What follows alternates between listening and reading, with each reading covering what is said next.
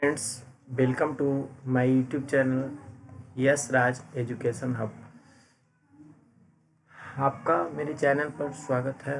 आज मैं आप लोग को पढ़ाने जा रहा हूँ क्लास 12 का ग्रोथ सेक्शन का first chapter Indian civilisation and culture. Indian civilisation and culture का मतलब होता है भारतीय सभ्यता और संस्कृति। तो फर्स्ट पैराग्राफ देखते हैं। I believe that the civilization India has developed is not to be beaten in the world। इसका हिंदी देखते हैं। मेरा मानना है कि भारत ने जो सभ्यता विकसित की है उसे दुनिया में पीटने के लिए नहीं है। मेरा मानना है हम लोग एक इंडियन ने एक सभ्यता डेवलप किया जो दुनिया में पीटने के लिए नहीं है। ठीक है, next. Nothing can equal the seed sown by the ancestors. हमारे पूर्वजों द्वारा बोए गए बीजों की बराबरी कोई नहीं कर सकता। यही तो इंग्लिश में कह रहा है। नथिंग मतलब कोई नहीं, can equal the seed sown by the ancestors मतलब हमारे पूर्वजों द्वारा बोए गए बीजों की कोई बराबरी नहीं कर सकता। यानी हमारे पूर्वज ने जो सभ्यता बनाई, जो सिविलाइज्ड किया लोगों को, वो कोई उसकी बराबरी नहीं कर सकता। रोम वेंट, रोम चला गया। Greece shared the same fate, Greece ने भी वही काम किया, वही साझा किया। द माइट ऑफ फोराफ्रोस, है ना, फिरौन्स तक टूट गया। फिर वाज ब्रोकन, फिरौन्स वाज ब्रोकन, फिरौन्स भी टूट गया। जापान हैज बिकम वेस्टर्नडाइज्ड, जापान पश्चिमीकृत हो गया। Of China nothing be said, और चाइना चीन के बारे में कुछ कहा नहीं जा सकता है ना। बट इंडिया इज स्टिल, लेकिन भारत अभी भी, है ना, समहाउ और other sound at the foundation, लेकिन भारत अभी भी किसी न किसी तरह नींव पर क्या है, मजबूत है, यानी टिका हुआ है। यही कह रहा है कि ग्रीस चला गया, रोम चला गया, फिरौन तक भी टूट गया, जापान पश्चिमीकृत हो गया, चीन के बारे में कुछ कहा नहीं जा सकता, लेकिन भारत की जो सभ्यता है वो आज भी न किसी तरह नींव पर एक टिकी हुई, यानी मजबूत है। The people of Europe learn their lesson from the writing of the men Greece और Rome which exist no longer of their former glory. इसका हिंदी देखते हैं। यूरोप के लोग ग्रीस या रोम के लोगों के लेखन से आप अपना सबक सीखते हैं जो अब उनके पूर्व गौरव में मौजूद नहीं है ना। यूरोप के लोग जो ग्रीस और रोम के लोगों के लेखन से अपना सबक सीखते हैं जो अब उनके पूर्व में मौजूद नहीं है। In trying to learn from them, in trying to learn from them, उनमें सीखने की कोशिश में। The Europe of imagine that they will avoid the mistake of Greece and Rome, such is their pitiable condition. यानी कह रहा है कि उसने सीखने की कोशिश में यूरोपीय लोग कल्पना करते हैं कि वे ग्रीस और रोम की गलतियों से बचेंगे। यह उनकी दयनीय स्थिति है। देखिए क्या क्या, कौन सा देश का क्या क्या स्थिति हो गया, लेकिन फिर भी हमारा इंडिया जो है अभी भी किसी न किसी तरह टिका हुआ है। क्लियर, नेक्स्ट देखते हैं। In the midst of all these, India remains immovable and that is her glory।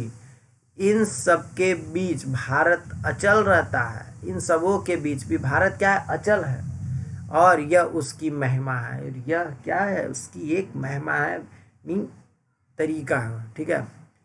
It is a charge against India that her people are so uncivilized, ignorant and stolid that is not possible to induce them to adopt any changes। यह भारत के खिलाफ एक आरोप है कि उसके लोग इतने असभ्य, अज्ञानी और अडिग हैं। यह भारत के खिलाफ क्या है, एक आरोप है कि उसके लोग इतना असभ्य, अज्ञानी और अडिग है। ठीक है। It is a charge really against our merit. कि उन्हें किसी भी बदलाव को अपनाने के लिए प्रेरित करना संभव नहीं है। यानी हमारी जो सभ्यता है जो विकसित कर दी गई है उसे हम अपने अपने हम लोग बदल नहीं सकते हैं, ठीक है। कोई प्रेरित हमको इस चीज़ के लिए नहीं कर सकती, क्योंकि हमारी सभ्यता जो है बहुत ही डेवलप सभ्यता है। What we have tasted and found true on an anvil of experience, है ना। यह वास्तव में हमारी योग्यता के खिलाफ एक आरोप है। यानी हम एक योग्य हैं, लेकिन हमारी योग्यता के खिलाफ कोई एक क्या कर रहा है, आरोप लगा रहा है ना। We dare not change, we dare not change, है ना। हमें अपने अनुभव के आधार पर जो परीक्षण किया गया है और सच पाया गया है ना।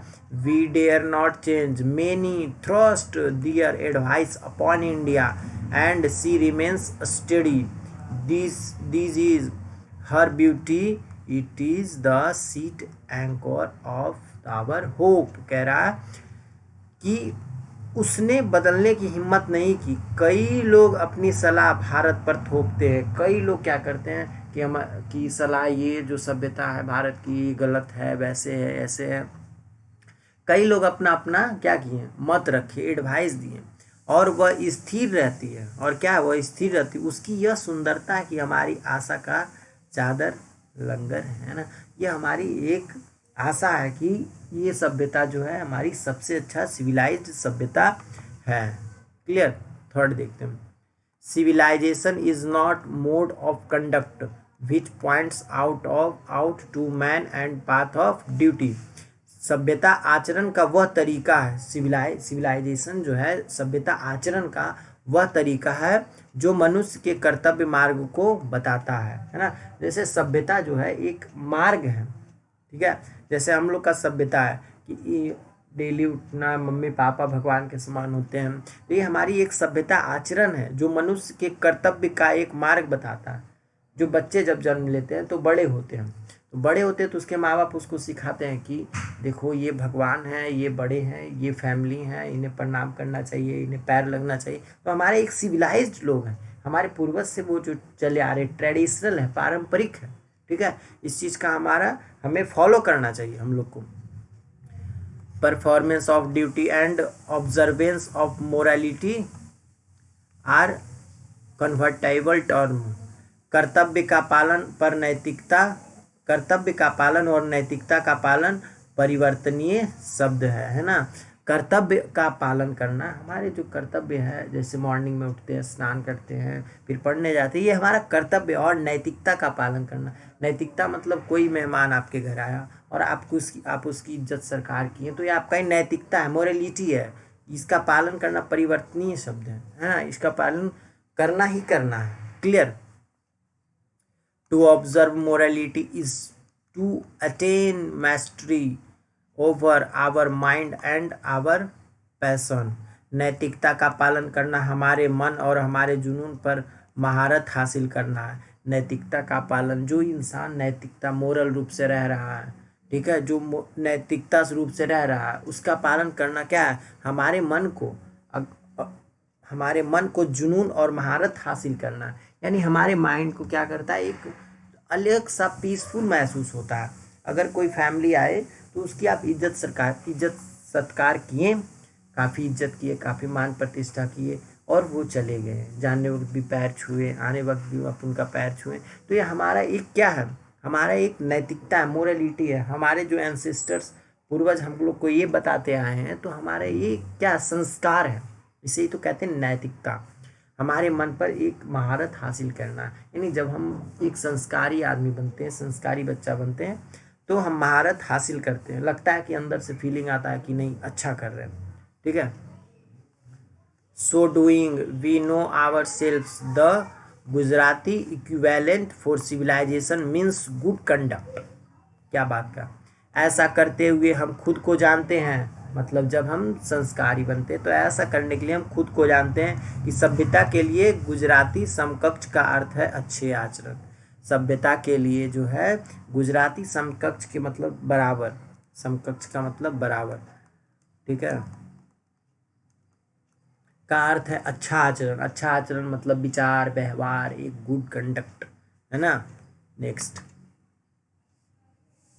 If this definition be correct, then India, as so many writers have shown, has nothing to learn from anybody else, and this is as it should be.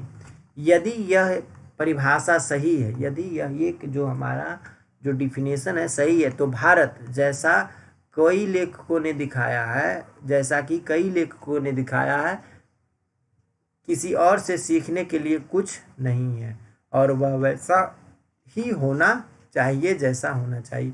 यानी यह जो परिभाषा है, तो भारत जैसा कि कई लेखकों ने दिखाया, कई लेखक भारत पर बहुत सारे अच्छे अच्छे चीज़ लिखे, तो हमें किसी देश से कुछ सीखने की ज़रूरत नहीं है।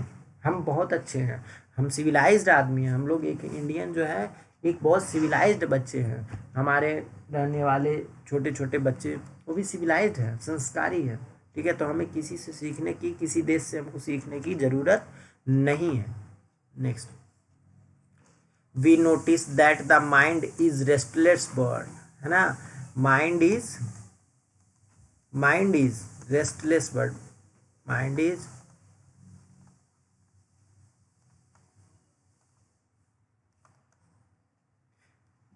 इज एक रेस्टलेस बर्ड, ये एक बहुत अच्छा क्वेश्चन है। बी नोटिस, हम देखते हैं कि मन एक बेचैन पक्षी है। पहले पूरा पढ़ लेते उसके बाद फिर समझाते हैं।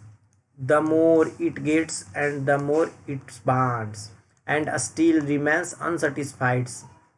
The more we indulge in our passion, the more unveiled they become. Our ancestors therefore set a limit to our indulgence. They saw that happiness was largely a mental condition. हम देखते हैं कि मन एक बेचैन पक्षी है। हम लोग माइंड जो है क्या है, एक रेस्टलेस बर्ड है, कभी थकता नहीं है। दिमाग अगर 12 बजे भी कुछ दिमाग में आ जाए तो थकता नहीं, लगता कि कुछ उठकर कर ले। जितना अधिक चाहता है उतना प्राप्त करता है, उतना ही अधिक प्राप्त करता है। माइंड जो है जितना अधिक चाहता है, बाय द वे कि अगर आप काम कर रहे हैं, 1 घंटा का प्राइस आपको दे रहा है कोई 2000 3000, तो आपका दिमाग कभी कहेगा कि नहीं अब नहीं करो, लगेगा कि नहीं और करो। वही कह रहा है, जितना अधिक चाहता है उतना ही अधिक प्राप्त होता है, और फिर असंतुष्ट रहता है। फिर भी दिमाग फिर भी लगता है कि नहीं और होना चाहिए। कितना बड़ा बिलियनियर आदमी, मिलेनियर आदमी, उतना मेरे फिर भी वो अभी कमा रहा है, यानी वह अनसेटिस्फाइड है। जितना अधिक हम अपने जुनून के लिए लिप्त होते हैं, लिप्त मतलब उसके प्रति जुनून रहता है मेरा, उसके प्रति हम काम करते रहते हैं, जितना हम जुनून लिप्त रहते हैं उतने ही बेलगाम होते जाते हैं, है ना। इसलिए हमारे पूर्वज ने हमारे भोगों की एक सीमा निर्धारित की। उन्होंने देखा कि खुशी काफ़ी हद तक एक मानसिक स्थिति है। हमारे पूर्वज ने एक समय सीमा निर्धारित किया, उन्होंने देखा कि खुशी जो है काफ़ी हद तक एक मानसिक स्थिति, बस वो मेंटलिटी रूप से आप खुश हो सकते हैं, ठीक है, लेकिन फुल्ली मेंटलिटी रूप से खुश होना तो ज़रूरी नहीं है कि आप पैसे कमाने के लिए दिन रात तोड़ फोड़ हो, कितना भी अमीर क्यों ना हो जाए। क्या पैसा कमाना बंद कर देते हो? नहीं ना, पैसा कमाना बंद नहीं कर रहे, तो यानी आप अनसेटिस्फाइड हैं, आपका माइंड जो है रेस्टलेस है। माइंड रेस्ट में कब जाएगा? जब आप सेटिस्फाइड हो, मैं अपने जीवन से सेटिस्फाइड हूँ। तो ये रेयरली होता है, कुछ ही इंसान में ऐसा होता है, लेकिन हर इंसान चाहता है कि हम और पैसा कमाएं, और पैसा कमाएं। तो ऐसा नहीं होना चाहिए। जो खुशी है वो मानसिक स्थिति तक ही है, ठीक है। Next, a man is not necessarily happy because he is rich. एक आदमी जरूरी इसलिए खुश नहीं है क्योंकि वह अमीर है। एक आदमी जो है वह जरूरी नहीं है कि वह इसलिए खुशी है और unhappy because he is poor, या दुखी है क्योंकि वह गरीब है। देखो क्या बात बोला, एक आदमी जरूरी इसलिए नहीं कि वो खुश है क्योंकि वह अमीर है ना, या दुखी है क्योंकि वह गरीब है। The rich are often seen be unhappy. अमीर लोग को देखिएगा वो अक्सर दुखी देखा जाता है। कितना भी जो जितना ज़्यादा अमीर रहेगा वो अंदर से उतना ही दुखी रहेगा, अनहैप्पी रहेगा। अमीर लोग अक्सर दुखी देखा जाता है। The poor to be happy. गरीबों को खुश देखा जाता है। कभी आपने बेगर्स को देखा है? भिखारी को, जो बेग करता है यानी भीख मांगता है, वो बेगर्स दिन भर भीख मांगता है, उसके बाद फिर जो पैसे आए उससे खाया पिया और आराम से सो जाता है। उसको कोई टेंशन नहीं होता कि कल क्या होगा, कल पैसे आएंगे कि नहीं आएंगे। लेकिन एज इट इज अगर वो अमीर आदमी पर आपको पॉइंट्स इम्प्लीमेंट करते हैं तो आप देखते हैं कि जो अमीर आदमी है वो हमेशा परेशान रहता है। हाँ, कल मेरा बिजनेस में घाटा होगा या मुनाफा होगा, कल मेरा क्या होगा, कल पे हम अच्छे रहेंगे या नहीं रहेंगे, कल मेरा प्रॉपर्टी है शेयर डूबेगा या उगेगा। मतलब वो हमेशा टेंशन में रहता, वो नींद भी सही से नहीं ले पाता अमीर लोग, है ना। Millions will always remain poor observing all these our ancestors dissuaded us from luxurious and pleasure, है ना, हमेशा गरीब रहे। यह सब देखकर हमारे पूर्वज ने हमें विलासिता और सुखों से दूर किया। यह सब देखकर हमारे पूर्वज ने जो कहा, विलासिता मतलब भोग विलास वाला जीवन, कि मतलब आराम से रहने वाला जीवन, कि बैठे हैं तो उठने के साथ चाय मिले, फिर कॉफ़ी मिले, फिर नहाने जाएं, फिर मतलब आराम से सुखीमय जीवन जीने वाला। उससे हम लोग को पूर्वज ने हम लोग को कहा कि उससे दूर रहो, वो उससे दूर रहो। हम उस तरह के हल से काम चला रहे हैं जो हजारों साल पहले हुआ करता था। हम उस तरह के हल से काम चलाते हैं जो हजारों साल पहले हुआ करता। आज से 1000 साल भी पहले हल रहता था, बैल रहता था, उसे सब जोतता था। लेकिन आज के लोग सब आलसी हो गए। ट्रैक्टर लाता है, 1 घंटा में सारा खेत क्या कर दिया, जोत दिया। लेकिन पहले जो पूर्वज थे वो दिन भर मेहनत करते थे, मजदूरी करते थे, तो जाकर वो हल से जोतते थे अपने खेत को। हमने उस तरह के कॉटेज में बरकरार रखा है ना।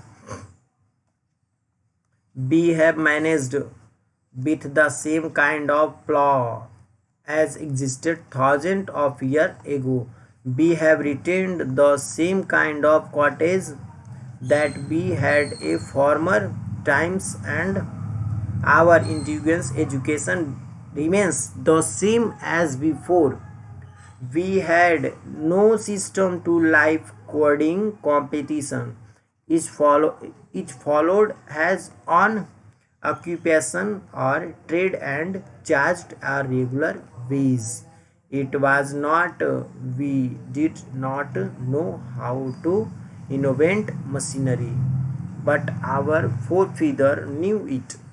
If we set our hearts after such things, we would become slaves and lose our moral fiber. They therefore, after due deliberation, decided that we should only do what we could with our hands and feet. They saw that our real happiness and health consist in a proper use to our hands and feet. पहले English पढ़ लिया, अब हिंदी समझाता।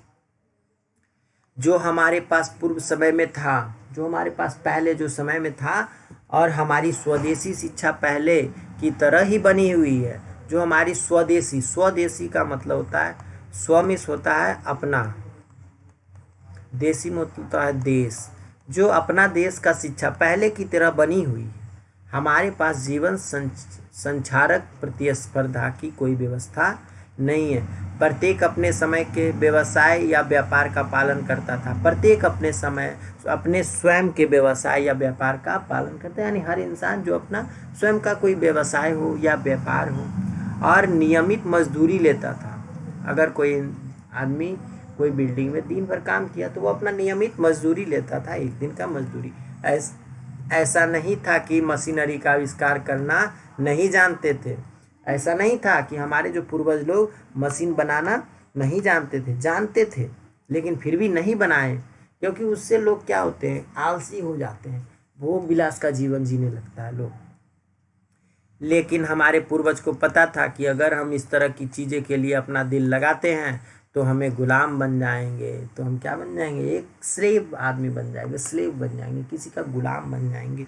जैसे हमारे पूर्वज लोगों को यह पता था कि हम लोग यह बना सकते, लेकिन फिर भी उन लोगों ने नहीं बनाया। क्योंकि इसलिए नहीं बनाया कि अगर वो बना देगा तो आदमी लेज़ी हो जाएगा। पहले क्या था कि चूल्हे पर रोटियां बनती थी, वो कितना टेस्टफुल लगता था, लकड़ी लोग लाते थे महिला लोग, और चूल्हा चौका करती थी। अब क्या हो गया, गैस, थोड़ा सा कान घुमाया गैस चालू, रोटी वोटी बना लो, हो गया, मतलब 10 मिनट में काम खत्म। पहले क्या था कि लोग चूल्हे पर रोटियां बनाते थे और बहुत टेस्टफुल होता था। तो उस टाइम भी गैस बन सकता था, उस टाइम भी इंसान के पास दिमाग था, लेकिन वो नहीं बनाए। अगर बना लेते तो गुलाम हो जाते। अब क्या गुलाम ही ना हो गए। आज की जो महिलाएं हैं उनको कह दो कि चूल्हे पर रोटियां बनाकर खिला दे, नहीं बना पाएंगी। तो एक जो मशीनरी चीज़ का उसका एक स्लेव हो गए वो लेडीज लोग, गुलाम बन गए हैं। पहले फ़ोन क्या था, पहले फ़ोन रहता था तो जाइए उतना दूर फ़ोन करने के लिए 2 रुपया उसको दीजिए, टाइम दीजिए। अब क्या है, तुरंत फ़ोन घुमाया। लेकिन वो मशीनरी चीज़ हम लोग को आलसी बना रहा है, आलसी बना रहा है, हम लोग आलस बन रहे हैं और उसका हम गुलाम हो गए।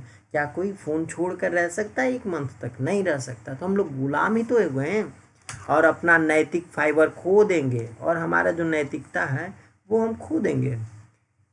इसलिए उन्होंने विचार विमर्श के बाद फैसला किया कि हमें केवल वही करना चाहिए जो हम अपने हाथों और पैरों से कर सकते हैं। इसलिए जो पूर्वज ने फैसला किया कि हमें वही करना चाहिए जो हम अपने हाथ और पैरों से कर सकते हैं। पहले था ईंट, ईंट जो बनता था कि वो पहले मट्टी लाता था, उसे गूंथता था, फिर उसे एक सांचे में डालता था, फिर उसे एक मतलब जगह पर, एक खुली जगह पर उसको रखता था और धूप आती थी तो सूखता था। उसके बाद फिर उसको पकाया जाता। अब क्या होता है कि एक मशीन में डाल दो और बनकर तैयार। तो ये नहीं होना चाहिए। हम लोग गुलाम हो गए, किसका, मशीन का गुलाम हो गए, मशीन पर डिपेंड हो गए। We are not dependent, we are independent. हम लोग किसी पर आश्रित नहीं है। I am Indian, Indian man is not dependent other machine. Indian man, Indian man is independent. जो भारत के लोग हैं वो स्वतंत्र हैं, है ना। उन्होंने देखा कि हमारा वास्तविक सुख और स्वास्थ्य हमारे हाथों और पैरों का उपयोग, उचित उपयोग में निहित है। उन लोग ने देखा कि हमारा वास्तविक सुख जो है हमारे हाथों और स्वास्थ्य के पैरों में उचित उपयोग निहित। निहित मतलब होता है, देखो लिखते हैं, निहित मतलब होता है क्या, छुपा हुआ। निहित मतलब होता है छुपा हुआ। जो हमारा जो वास्तविक सुख है और हमारा जो स्वास्थ्य है वो हमारे हाथों पैरों में निहित छुपा हुआ। जैसे समझो कि अगर कोई आदमी दिन भर मजदूरी किया, दिन भर खटा, लेबर था, वो दिन भर काम किया, धूप में भी काम किया, शाम में सुबह में काम किया, और उसको शाम तो मेहनताना मिला, उसको वेतन मिला 1 दिन का। और जब वो घर आया, खाया पिया, जो सोया, जो एकदम सुबह में उठा, जो सो गया वो सुबह में उठा। लेकिन कोई आदमी ऑफिस गया, दिन भर बैठे रहा चेयर पर, एक चेयर पर, और लैपटॉप पे वर्क करते रहा, और उसके बाद वो आए तो उससे पूछो क्या तुम थका हुआ फील करते हो, बोलेगा नहीं। फिर उसको अनेक तरह की बैठे बैठे पैर में दर्द हो जाएगा, टिवना में दर्द हो जाएगा। तो क्या हो गया, वो आदमी लेजी हो गया। लेकिन जो आदमी मजदूरी करके आया उसको नींद आएगा, जो नींद आएगा दिन भर डायरेक्ट भोरे उठेगा। समझ रहे हैं, आगे देखते हैं। They further reasoned that large city were a snare and unless encumbrance, and that people would not be happy in them, that there would be gang of thieves and robbers, prostitution and vice flourishing in them, and that poor man would be robbed by a rich man. They were therefore satisfied with their small village, है ना। उन्होंने आगे तर्क दिया, मतलब आगे बताया कि बड़े शहर एक फंदा और बेकार बोझ है। हमारे पूर्वज ने, आवर एंसेस्टर स्टेट्स, हमारे पूर्वज ने कहा कि बड़ा बड़ा जो शहर है वो फंदा है, एक तरह का फांसी का फंदा है, और बेकार बोझ है, एक तरह का बोझ बन जाता है, और लोग उनमें खुश नहीं होंगे, और जो लोग उसमें हैं वो खुश कभी नहीं होंगे। कभी देखें कि शहर से कोई आदमी आता है गांव तो कहता है कि न, गांव गांव होता है, शहर शहर। तो गांव क्या होता है, गांव में एक अजीब सा शांति महसूस होगा। और आप शहर में रहिए, मुंबई में रहिए, क्या कभी शांति लगेगा? 2 बजे रात को उठे तो हल्ला होते रहेगा कि चोरों और लुटेरों के गिरोह होंगे। गांव शहर में ज़्यादा चोर घूमते हैं, रास्ते में अगर आईफोन लेकर घूमिएगा तो चोरवा क्या करेगा, छीन लेगा तेरे से। तो चोरवा छीन लेगा तो रोते रहिएगा, है ना। चोर और लुटेरे गिरोह होंगे, वेश्यावृत्ति और बुराई फल फूल रहेगी, मतलब गलत गलत काम हो रहे होंगे, है ना। और बुराई फल फूल रहे, बुरा बुरा काम हो रहा है और अच्छा काम खत्म हो रहा है। और अमीर लोग गरीब पुरुषों को लूट लिया जाएगा। और अमीर लोग क्या करते हैं, शहर में लोग अमीर क्यों कैसे हो जाते हैं, गरीब लोगों को लूटते हैं, चूसते हैं उसको। उससे काम करने को 5 घंटा तो करवाता है, 10 घंटा तो पर पैसा उतना ही देता है, ज़्यादा नहीं देता। तो लोग ये कहना चाहते हैं कि बाहर में एक फांसी का फंदा है, उससे दूर रहो। पहले चोर लुटेरे वहाँ पनपेंगे, ज़्यादा पैसा होगा। अब कोई आदमी रात के 2 बजे जा रहा है और 10 गो आदमी आ गया तो उसको लूट लेगा, ज़रूर लूट लेगा, और उस वक्त आप कुछ कर भी नहीं सकते। वेश्यावृत्ति मतलब गलत गलत लड़कियों वाला काम होगा, वेश्यावृत्ति, और बुराई फल फूल रही होगी। और अमीर लोग गरीब पुरुषों द्वारा लूट लिया जाएगा। और अमीर लोग क्या करेंगे, गरीब लोगों को लूटेंगे। इसलिए वे छोटे गांव में संतुष्ट थे, इसलिए वो क्या थे, छोटे गांव में संतुष्ट। छोटे गांव में उतना चोरी वगैरह नहीं होता है ना। नेक्स्ट देखते हैं। They saw that king of their sword were inferior of sword of ethics and they therefore held the sovereigns of the earth to be inferior to the riches and फकीरीज। उन्होंने देखा कि राजा उनकी तलवारें नैतिकता की तलवार से नीच है, और इसलिए उन्होंने पृथ्वी के शासकों और ऋषियों और फकीरों से कमतर माना, है ना। उसने देखा कि राजा की तलवारें नैतिकता की तलवार से नीच है। राजा जो बुलंद आदमी, एकदम हैवी आदमी है, उसका जो तलवार है नैतिकता मतलब मोरल आदमी के तलवार से, मोरल आदमी का बात से उसकी तलवार नीचे है। इसलिए उन्होंने पृथ्वी के शासकों और ऋषियों को फकीरों से कमतर माना। A nation with a constitution like this a filter to teach other than to learn from others. इस तरह के संविधान वाला एक राष्ट्र दूसरों से सीखने की तुलना में दूसरों को सिखाने के लिए अधिक उपयुक्त है। इस तरह के संविधान वाला एक राष्ट्र, इस तरह का संविधान यानी इंडिया का जो संविधान है वह एक राष्ट्र दूसरे राष्ट्र को सिखाने की तुलना में अधिक क्या है, उपयुक्त है ना। The nation had courts lawyers and doctors, the nation of courts lawyer and doctor, but they were all within bonds. Everybody knew that these professions were not particularly superior.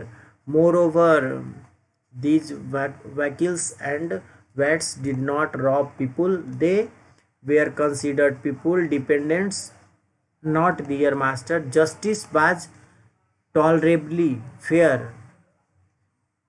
The ordinary rule was to avoid courts.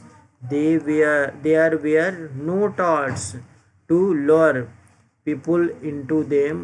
The evil too was noticeable only in and around capital. The common people lived independently and followed their agriculture occupation. They enjoyed true home rule, है ना।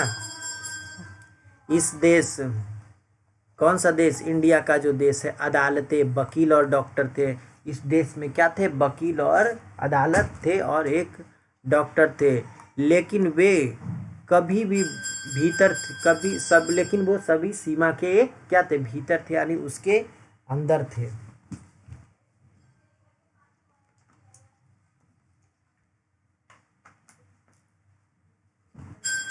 सभी सीमा के भीतर थे। हर कोई जानता था कि यह पेशे से विशेष रूप से श्रेष्ठ नहीं थे।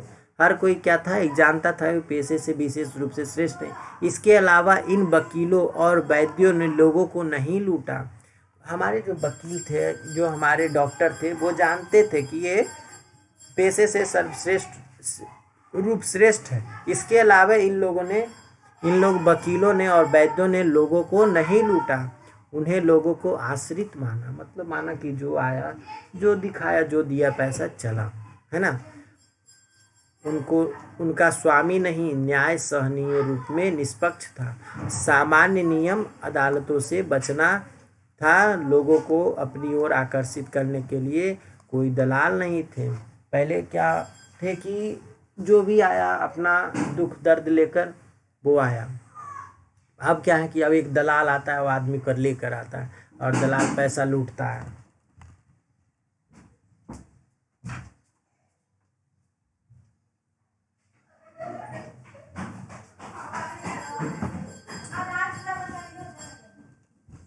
और क्या करता है दलाल, पैसा लूटता है। पहले पैसा नहीं लूटता था, ठीक है। तो अब क्या होगी, अब धीरे धीरे बुराई बढ़ने लगा है, ठीक है।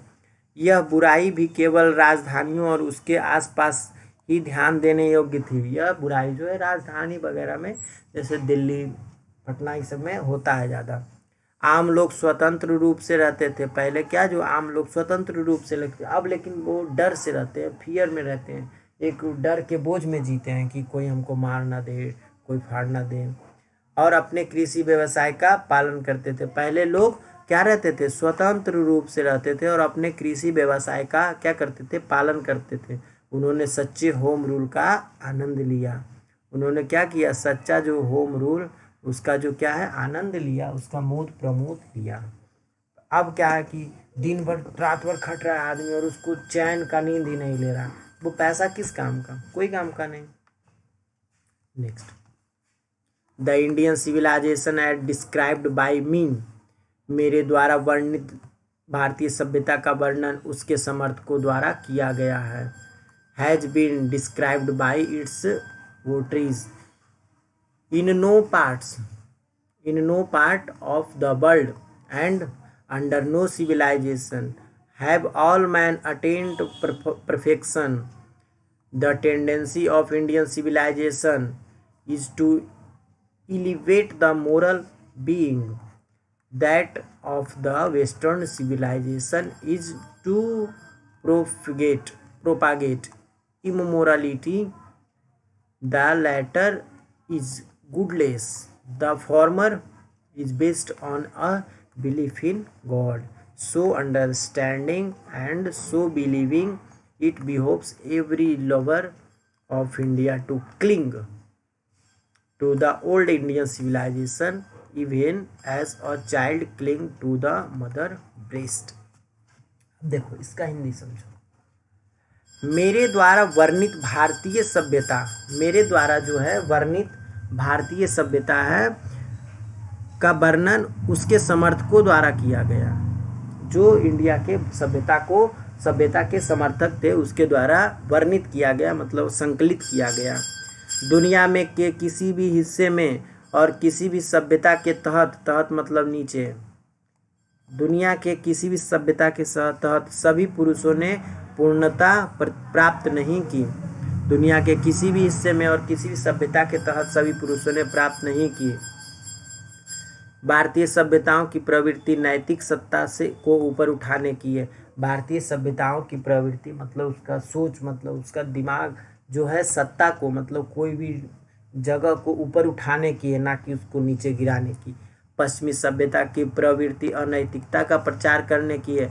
पश्चिमी जो सभ्यता वो अनैतिकता के यानी इमोरालिटी का क्या करती है, एडवर्टाइज करती है, उसका प्रचार प्रसार करती है। लेकिन हमारा जो इंडिया है वो मोरालिटी का एडवर्टाइजमेंट करता है, प्रचार प्रसार करता है। बाद वाला ईश्वरहीन है, पूर्व भगवान में विश्वास पर आधारित है। बाद वाला जो है क्या, ईश्वरहीन है। पूर्व मतलब पहले वाला जो है क्या है, विश्वास पर आधारित है, बिलीव पर। पहले क्या था, लोग विश्वास पर काम करते थे कि नहीं ये आदमी पैसा देगा। अब क्या है कि विश्वास ही नहीं रहा, इंसान इंसान के बीच क्या रहा, विश्वास ही नहीं रहा। इतना समझदार और इतना विश्वास करने वाला यह भारत के हर प्रेमी को पुरानी सभ्यता से चिपके रहने का व्यवहार करता है और कहता है कि पुरानी सभ्यता से कोशिश करो कि जुड़े रहो, भले कितना बड़ा क्यों ना हो जाओ, लेकिन जो पुरानी सभ्यता है उसको तुम कभी भूलो नहीं, उससे चिपके रहो। जैसा कि एक माँ के स्तन से जैसा कि एक बच्चा माँ के स्तन से चिपक जाता है, जैसा कि एक छोटा बच्चा को जब भूख लगती तो माँ के स्तन से चिपक जाता है, उसी प्रकार हम लोग, ये जो महात्मा गांधी है वो बता रहे हैं कि पुरानी सभ्यता को मत भूलो, don't forget your old civilization, उसे मत भूलो।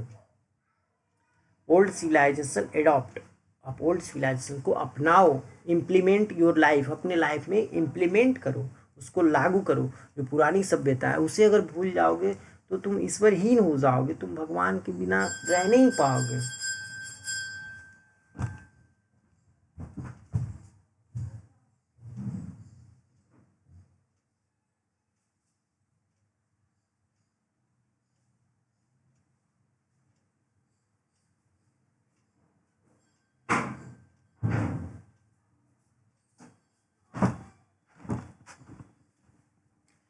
भगवान के बिना रह ही नहीं पाओगे। लेकिन कहता है, इसलिए कहते हैं लोग कि पुरानी चीज़ें याद रखो, पुरानी बातें याद रखो, अपने माँ बाप को कभी मत भूलो। ये नहीं कि थोड़ा सा भोग विलास का ज़िंदगी आया तो माँ बाप छोड़ दिया। अब क्या होता है, अब जहाँ बेटा का शादी हो गया तो अपना बीवी के संग घूम रहा है, माँ बाप कहाँ है कोई मतलब नहीं, एगो रूम दे दिया छोटा सा, उसी में माँ बाप को रख रहा है। लेकिन ऐसा नहीं होना चाहिए, वो हमारी सभ्यताहीन है। हमारी सभ्यता धीरे धीरे विलुप्त मत करो, इस सभ्यता को जागृत करो और इसको इम्प्रूव करो। Clear. Next, I am no hater of the west, मुझे पश्चिमी से कोई नफरत नहीं है। I am thankful to the west of many things, पश्चिमी साहित्य से मैंने जो कुछ सीखा है उसके लिए मैं पश्चिमी का शुक्र गुजार हूँ। I have learn from western literature, लेकिन मैं आधुनिक सभ्यता का शुक्रगुजार भी हूँ, है ना। But I am thankful of modern civilization for teaching me that if I want India to rise to its fullest height, it I must tell my countrymen frankly that after years and years of experience of modern civilization, I have learned one lesson from it, and that is that we must shun it at all cost. कह रहा है कि मुझे पश्चिमी से कोई नफरत ही नहीं है। देखो, पश्चिमी साहित्य से मैंने जो कुछ सीखा उसके लिए मैं पश्चिमी का शुक्रगुजार हूँ, लेकिन आधुनिक सभ्यता का भी शुक्रगुजार हूँ। लेकिन मैं क्या हूँ, आधुनिक सभ्यता का भी शुक्रगुजार हूँ कि उसने मुझे यह सिखाया कि अगर मैं चाहता हूँ कि भारत अपनी पूरी ऊंचाई तक पहुँचे तो मुझे अपने देशवासियों को स्पष्ट रूप से बताना होगा कि आधुनिक सभ्यता के वर्षों और वर्षों के अनुभव के बाद मैंने इससे एक सबक सीखा, और वह है कि हमें इसकी हर कीमत पर बहिष्कार करना चाहिए। मुझे पश्चिमी सभ्यता से क्या है जी, कोई हेट नहीं है, ठीक है। मैं तो उनसे जो और सीखा उसका शुक्रगुजार हूँ, लेकिन मैं आधुनिक सभ्यता का शुक्रगुजार हूँ। उसने मुझे यह सिखाया है कि भारत अपनी पूरी ऊंचाई तक पहुँचे। उसने मुझे क्या सिखाया कि भारत अपनी पूरी ऊंचाई तक पहुँचे, हमको कोई एतराज़ नहीं।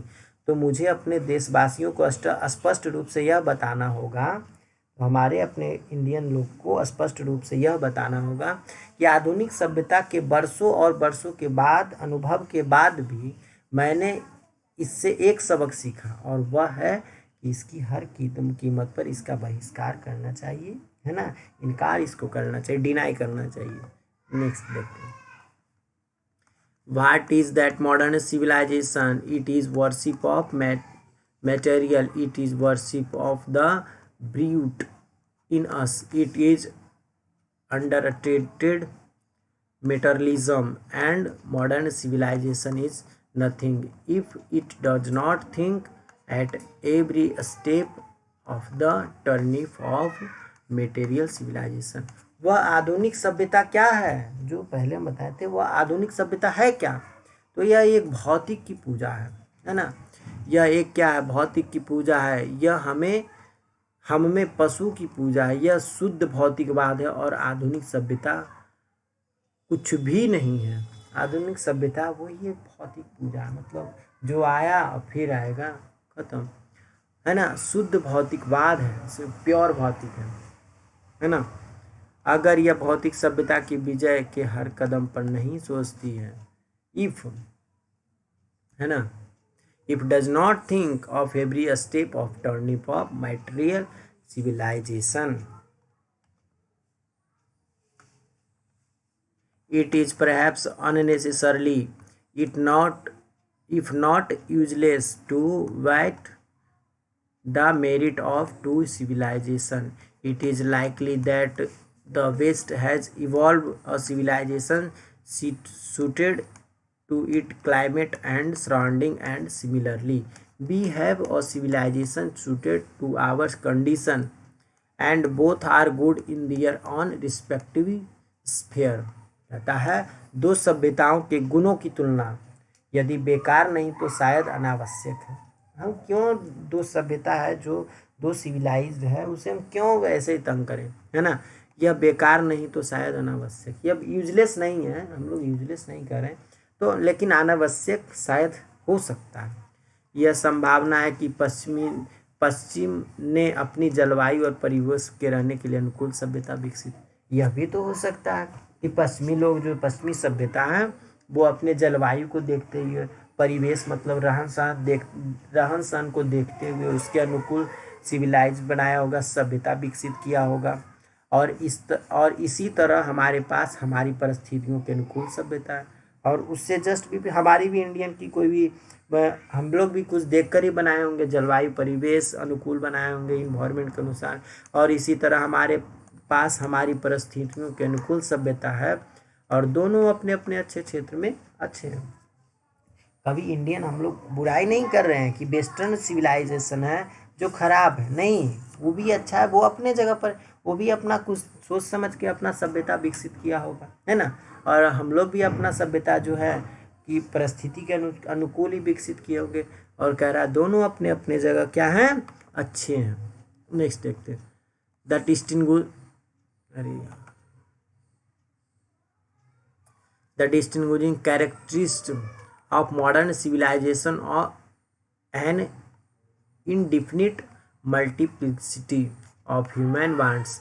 The characteristic of ancient civilization is an imperative restriction upon and a strict regulating of these wants. The modern of Western establishness arises rarely from wants of living faith in a future state and therefore also in divinity.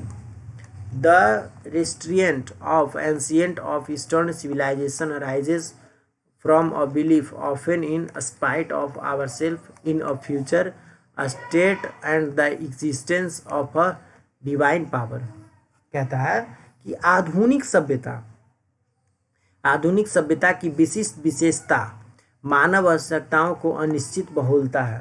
आधुनिक सभ्यता की एक विशिष्ट विशेषता है जो मानव की आवश्यकताओं, मानव की ज़रूरतों के लिए अनिश्चित बहुलता है, जिसका कोई निश्चित नहीं है, बहुत ज़्यादा ज़रूरत है।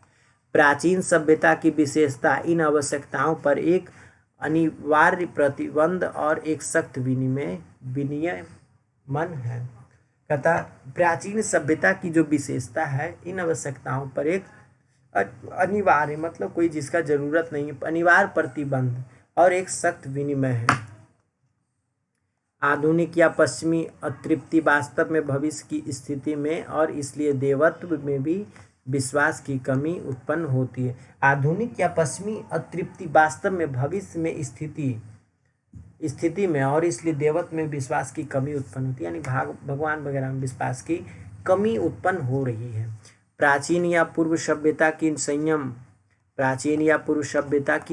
संयम एक विश्वास से उत्पन्न होता है। प्राचीन या पूर्वी सभ्यता का एक क्या होता है, संयम जो होता है एक बिलीफ से उत्पन्न होता है, एक बिलीफ से बढ़ता है। अक्सर स्वयं के बावजूद भविष्य में स्थिति में और एक दैवीय शक्ति में अस्तित्व में। अक्सर स्वयं के बावजूद मतलब स्वयं के बाद भविष्य में एक स्थिति में और एक दैवीय शक्ति में अस्तित्व में होता है। Next, some of the immediate and brilliant result of modern invention are too maddening to resist, but I have no manner of doubt that the victory of man lies in that resistance. We are in a danger and battering away the permanent good for a momentary pleasure, है ना। आधुनिक आविष्कारों के कुछ तत्कालीन और शानदार परिणाम, यानी आधुनिक का जो आविष्कार हुआ कुछ तत्कालिक कुछ तुरंत और शानदार परिणाम विरोध करने के लिए बहुत परेशान है ना। यानी इससे हम विरोध करने के लिए बहुत हमको परेशान कर रहा है, लेकिन मुझे इसमें कोई संदेह नहीं है, मुझे कोई इसमें डाउट नहीं है कि मनुष्य की जीत उस प्रतिरोध में निहित है। हम क्षणिक सुख के लिए अस्थाई अच्छाई को दूर करने के खतरे में हैं। हम क्षण भर के सुख को पाने के लिए जो है ना अस्थाई अच्छाई को दूर करने के लिए खतरे में जा रहे हैं। क्षण भर के सुख के लिए क्या कर रहे हैं, अस्थाई खतरा को, अस्थाई जो जीवन है, अस्थाई लाइफ है, उसको हम दूर कर रहे हैं क्षण भर के सुख के लिए, मोमेंट प्लेजर के लिए, है ना।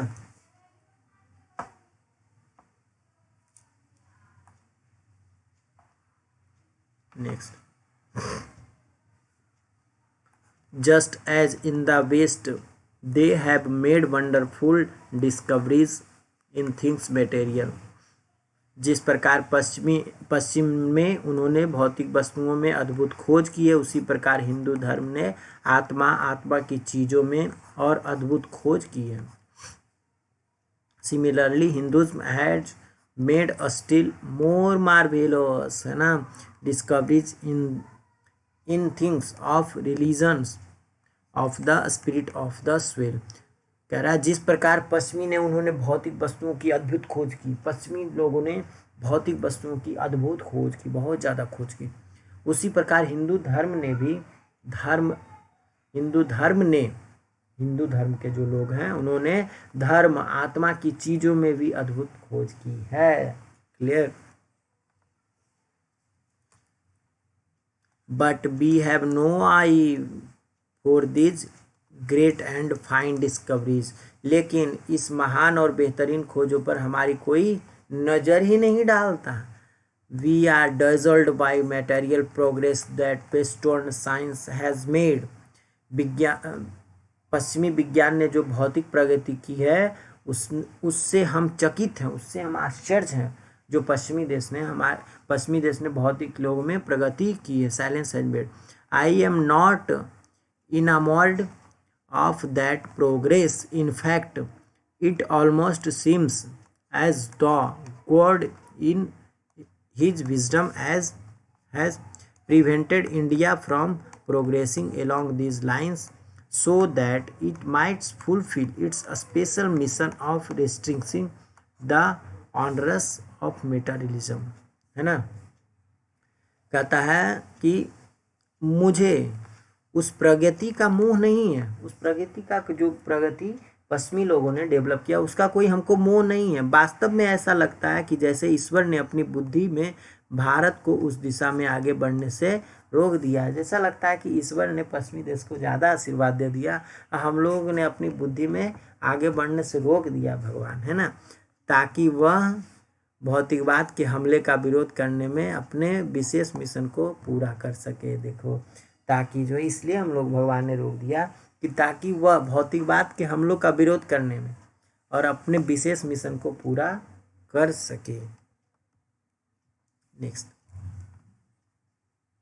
After all there is something in Hinduism and has kept it alive up till now.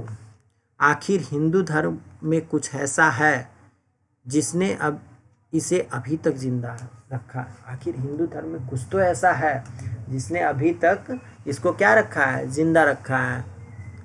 It has witnessed the fall in Babylonian, Syrian, Persian and Egyptian civilisation.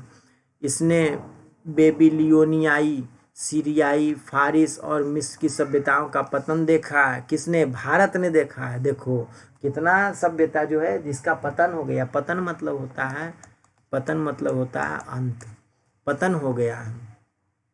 Cast a look around you, अपने चारों ओर नज़र डालो। Where is Rome, Rome कहाँ है? And where is Greece, Greece कहाँ है? Can you find today anywhere the Italy of Gibbon, or rather the ancient Rome? 4. Rome बाज Italy. क्या आप चारों ओर नज़र डालो कि कौन कहाँ है, रोम कहाँ है और ग्रीस कहाँ है। क्या आप आज भी कहीं भी गिब्बन या इटली की प्राचीन रोम ढूंढ सकते हैं? क्योंकि रोम इटली था, है ना। रोम जो था पहले क्या था, इटली था। सब चीज़ का, सब सभ्यता का अंत हो गया, लेकिन हमारा सिविलाइजेशन, हमारा जो सभ्यता है आज भी क्या है, टिका हुआ है। गो टू ग्रीस, ग्रीस जाओ, where is the world famous attic civilization. Greece जाओ, विश्व प्रसिद्ध अटारी सभ्यता कहाँ है, उसकी सभ्यता कहाँ है, जाकर देखो, समझो। देन कमिंग टू इंडिया, और फिर भारत आकर सबकी प्राचीन अभिलेखों को देखो।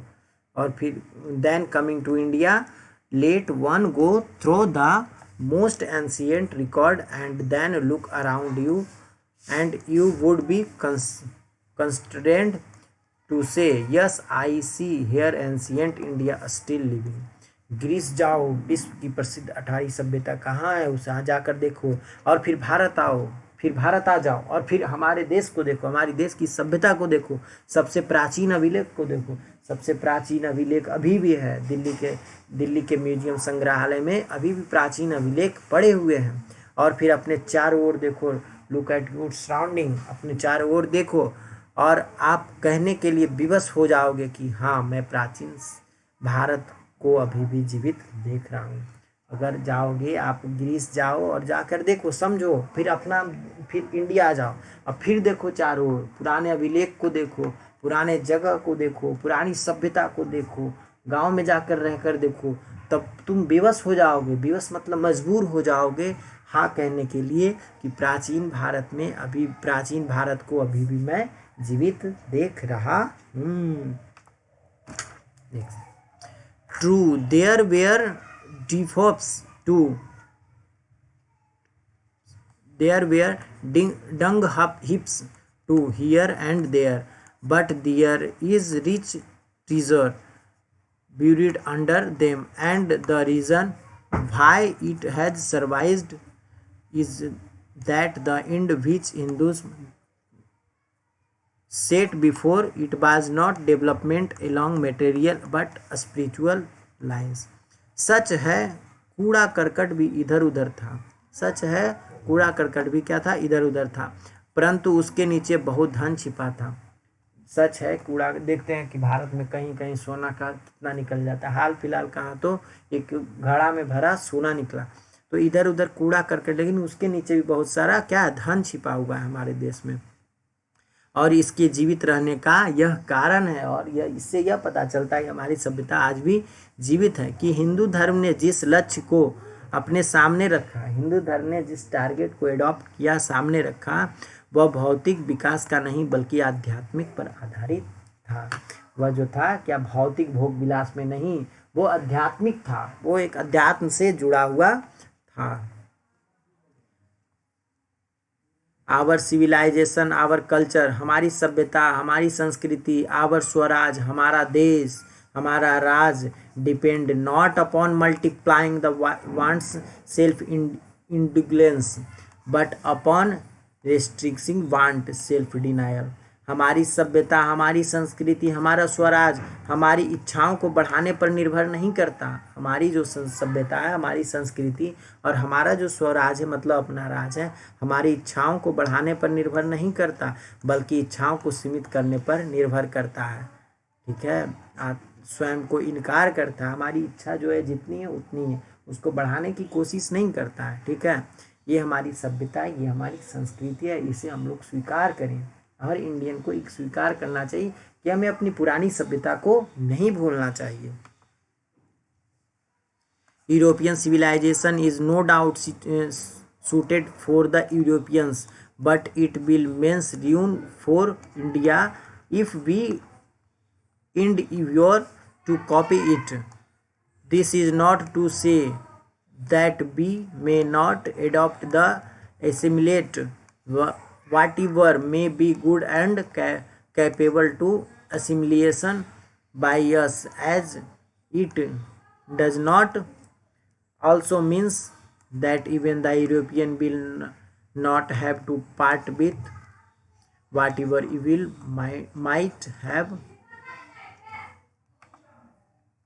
might have crypt into it. निसंदेह मतलब कोई संदेह नहीं है, यूरोपियन सभ्यता यूरोपीय लोगों के लिए उपयुक्त है। मतलब इसमें कोई डाउट नहीं है कि यूरोप में रहने वाले लोग के लिए यूरोपीय सभ्यता उपयुक्त है, यानी हम मानते हैं कि उपयुक्त है। लेकिन अगर हम इनकी नकल करने का प्रयास करते हैं, लेकिन अगर हम इसका कॉपी करते हैं, इसकी नकल करते हैं किसकी, यूरोपीय सभ्यता की, तो इसका मतलब है कि भारत के लिए बर्बादी होगा। देखो कितना बड़ा बात बोला। अगर हम यूरोपीय सभ्यता का क्या करते हैं, नकल करते, कॉपीराइट करते, तो हमारी सभ्यता की क्या होगी, हमारा भारत बर्बाद हो जाएगा, बिक जाएगा। इसका मतलब यह नहीं कि हम जो कुछ भी अच्छा और आत्मसात करने में सक्षम हो, हमें उसे हम स्वीकार और आत्मसात नहीं कर सकते, क्योंकि इसका मतलब क्योंकि इस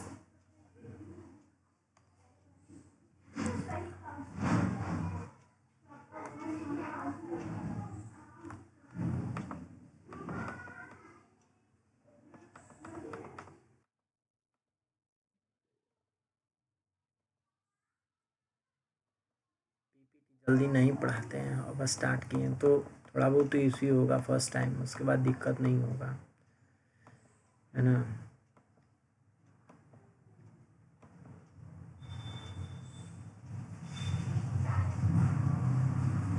यही पढ़ा रहे थे। हाँ, निसंदेह यूरोपीय सभ्यता में यूरोप लोगों के लिए उपयुक्त है, उसकी जो सभ्यता है उसके लिए उपयुक्त है। लेकिन अगर हम उसे अपनाने की कोशिश करेंगे, उसकी हम नकल करेंगे, तो हमारी जो भारत की बर्बादी होगी। हमारे देश में हमारी सभ्यता, जब हम उनकी सभ्यता को अडॉप्ट कर ले, फिर हमारी सभ्यता का कोई मतलब नहीं रह जाएगा, फिर हमारा देश तो बर्बाद हो जाएगा। हमें जो कुछ भी करना वो आत्मसात करने में सक्षम हो, हमें जो कुछ भी अच्छा हो, मतलब हम जो भी कुछ कर रहे हैं हमारे आत्मा को शांति मिले, उसे हम स्वीकार करें, आत्मसात नहीं कर सकते। क्योंकि इसका मतलब यह भी नहीं कि यूरोप के लोगों में भी इसमें शामिल होने की बुराई से अलग होना पड़ेगा, कि हम ये नहीं करें कि यूरोपीय लोगों को भी इसमें शामिल होने पर उसकी बुराई होगी, वो भी हो सकते हैं। The incessant search for material comforts and their multiplication is such an evil, and I take bold to say that the Europeans themselves will have to remodel their outlook if they are not to perish under weight of the comfort to which they are becoming slaves. It may be my reading and wrong, but I know that for India to run after the golden fleece, to quote certain death, let us engrave on our hearts the motto of Western philosopher, plain living and high thinking. किसका कहना, plane living and high thinking, ये question आता है। Plane living and high thinking किसका कहना, महात्मा गांधी का। Today it is certain that the millions cannot have high living, and we have few who profess to do the thinking for the masses run and risk it the vain search after high living of missing high thinking। कहता है भौतिक सुख सुविधाओं की निरंतर खोज, भौतिक सुख सुविधाओं की निरंतर खोज और उसका गुणन एक ऐसी बुराई है, यानी जब बार बार भौतिक सुख को खोज रहे हैं तो वो एक ऐसा बुराई है। और यह कहने का साहस करता हूँ कि यूरोपीय लोगों को स्वयं अपने दृष्टिकोण में फिर से तैयार करना होगा। अगर भौतिक सुख को आप यूज करते हैं तो आपको कहीं ना कहीं दिक्कत होगी, कहीं ना कहीं फिर से आपको कुछ अपने दृष्टिकोण से फिर से तैयार करना होगा, यदि वे उन सुख सुविधाओं के बोझ के नीचे नष्ट नहीं होंगे। जब तक वे नष्ट, जैसे सुख सुविधा, भौतिक सुख सुविधा आप यूज कर रहे हैं तो जल्दी मरेंगे। आपको रहे रहे एक ही रूम में रहना है, हर सुख सुविधा मिल रहा, तो ज़्यादा दिन तक आप जीवित नहीं रह सकते। उसके नीचे नष्ट होंगे जिनके वे गुलाम बन रहे हैं, जो मशीन का वो गुलाम बन रहे हैं यूरोपीय लोग, उनके सुख सुविधाओं के बोझ के नीचे वे नष्ट होंगे। हो सकता है कि मेरा पढ़ना गलत हो सकता है, मेरा पढ़ना गलत हो सकता है, मैं मान सकता हूँ, लेकिन मैं जानता हूँ कि भारत के लिए सोने की ऊन के पीछे दौड़ना निश्चित ही मौत है। लेकिन मैं जानता हूँ कि भारत अगर सोने की मतलब सोने के लिए मतलब अपना लाइफ को भोग विलास की ज़िंदगी के पीछे के लिए दौड़ना यानी मौत को दावत देना बराबर है। आइए हम अपने दिलों पर एक पश्चिमी दार्शनिक आदर्श का वाक्य को उकेरे, सादा जीवन और उच्च विचार। आइए हम अपनी पश्चिमी दार्शनिक आदर्श के वाक्य में उकेरे सादा जीवन, प्लेन लिविंग हाई थिंकिंग, किसका कहना है, किसका कथन है, तो महात्मा गांधी का। प्लेन लिविंग सादा जीवन उच्च विचार। आज यह निश्चित है कि लाखों लोगों के पास उच्च जीवन नहीं हो सकता। आज यह निश्चित तय मानते हैं कि लाखों लोगों के पास उच्च जीवन नहीं हो सकता है, और हम जो भी कुछ और जो जानता है और जो जनता के लिए सोचने का दावा करती है, और जो जनता मतलब लोग की दावा को सोचने का दावा करती है, उच्च जीवन की व्यर्थ खोज में उच्च सोच को खोने का जोखिम उठा रहे हैं। यानी उच्च जीवन की व्यर्थ खोज में मतलब अच्छा भोग विलास की जीवन वाले खोज में उच्च सोच खोने का क्या कर रहे हैं, जोखिम उठा रहे हैं। Civilization in the real sense of term, सभ्यता शब्द वास्तविक अर्थों में क्या है, consist not of the multiplication but in the deliberate and voluntary restriction of wants. This alone increases and promote contentment, real happiness and capital for service. सभ्यता शब्द वास्तविक अर्थ में गुणन में नहीं बल्कि इच्छा को जानबूझकर और स्वैच्छिक प्रतिबंध में शामिल है। जो सभ्यता है उस शब्द का वास्तविक अर्थ गुणन में नहीं है बल्कि इच्छा को जानबूझकर स्वैच्छिक प्रतिबंध में शामिल है। यह अकेले संतोष, वास्तविक खुशी और सेवा की क्षमता को बढ़ाता है और बढ़ावा देता है। सभ्यता जो वास्तविक में गुणन का मतलब नहीं है, यह जानबूझकर स्वैच्छिक प्रतिबंध में शामिल है। जानबूझकर, स्वैच्छिक मतलब अपने, स्व मतलब अपना, ऐच्छिक मतलब इच्छा के अनुसार, जानबूझ के प्रतिबंध में शामिल है ताकि लोगों को संतोष से रहने के लिए सिखाए, वास्तविक खुशी का अनुभव कराए और सेवा की क्षमता को बढ़ाने में मदद करे। हमारी जो सभ्यता है इसका मतलब ये होता है। A certain degree of physical harmony and comfort is necessary, but above a certain level to becomes a hindrance instead of fail. Therefore, ideal of creating an unlimited number wants to satisfying them seems to be a delusion and a snare. The satisfaction of one's physical need, even the intellectual need, one narrow self must meet at the certain point or did stop before digressed into physical and intellectual volitions. A man must arrange his physical and cultural circumstance so that do not hinder him a service of humanity on which all his energies should be concentrated. कुछ हद तक शारीरिक सामंजस्य और आराम आवश्यक है। यानी कुछ हद तक, कुछ लिमिट तक क्या है, शारीरिक सामंजस्य और आराम आवश्यक है। मतलब मानते हैं कुछ हद तक शरीर को आराम चाहिए, लेकिन एक निश्चित स्तर से ऊपर यह मदद बजाय एक बाधा बन जाता है। लेकिन एक निश्चित लेवल, एक मतलब शरीर को आराम चाहिए लेकिन ज़रूरत से ज़्यादा आराम क्या होता है, ये एक बाधा बन जाता है। जैसे कोई इंसान को सोना चाहिए 7 से 8 घंटा, लेकिन कोई 12 घंटा 14 घंटा सो रहा है तो उसके अंदर एक बाधा बन जाएगा। इसलिए असीमित संख्या में इच्छाएं पैदा करने में उन्हें संतुष्ट करने का आदर्श एक भ्रम और एक फंदा प्रतीत होता है। इसलिए असीमित संख्या में इच्छा पैदा करना, असीमित, अब हमारी इच्छा है कि हम एरोप्लेन से घूमें, फिर हम ट्रेन से घूमें, फिर हम यहाँ से घूमें वहाँ से, यानी असीमित इच्छा, जिसका कोई सीमित नहीं, इच्छा पैदा करना, उन्हें संतुष्ट करने का आदर्श, और उन्हें सोचता है कि वो हम ये काम कर ही लेंगे, तो एक भ्रम पैदा और एक फंदा प्रतीत होता है। मतलब ऐसा फील होता है कि एक फंदा है, प्रतीत होता है। शारीरिक और बौद्धिक कामुकता बदलने से पहले किसी की शारीरिक जरूरतों की संतुष्टि, यहाँ तक कि अपने संकीर्ण आत्मा की बौद्धिक जरूरतों को भी एक निश्चित बिंदु पर एक मृत पड़ाव मिलना चाहिए। शारीरिक और बौद्धिक कामुकता, शारीरिक कामुकता मतलब एक्साइटमेंट लेवल, और बौद्धिक मेंटलिटी कामुकता में बदलने से पहले लोग को किसी शारीरिक जरूरतों की संतुष्टि, किसी के जो शारीरिक फिजिकल की जिसको ज़रूरत है, कोई इसका हाथ टूट गया तो उसको कुछ मदद करो, यहाँ तक कि अपने संकीर्ण आत्मा, छोटी सी जो आत्मा है उसमें बौद्धिक ज़रूरतों को भी, मतलब बुद्धि रूप से मतलब मेंटलिटी रूप से ज़रूरत भी एक निश्चित बिंदु पर एक मृत पड़ाव मिलना चाहिए। एक व्यक्ति को अपनी भौतिक और सांस्कृतिक परिस्थितियों को व्यवस्थित करना चाहिए।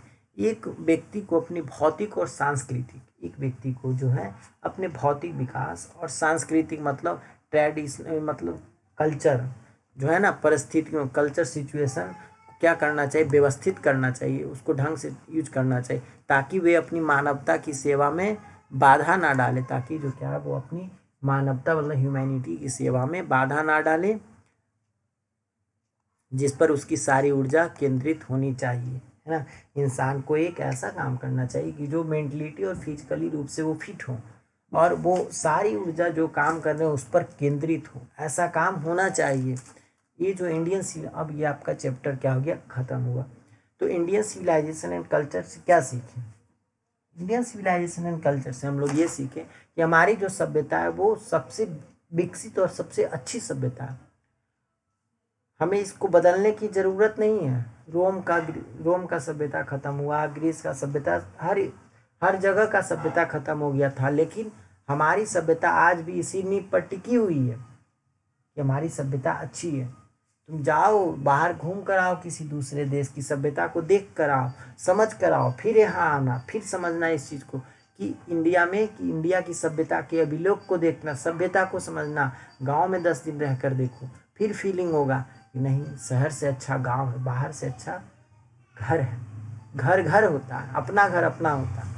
आप मुंबई में अपना घर क्यों ना बना ले करोड़ों अरबों का, लेकिन गांव का घर का फीलिंग जैसा फील नहीं महसूस होगा।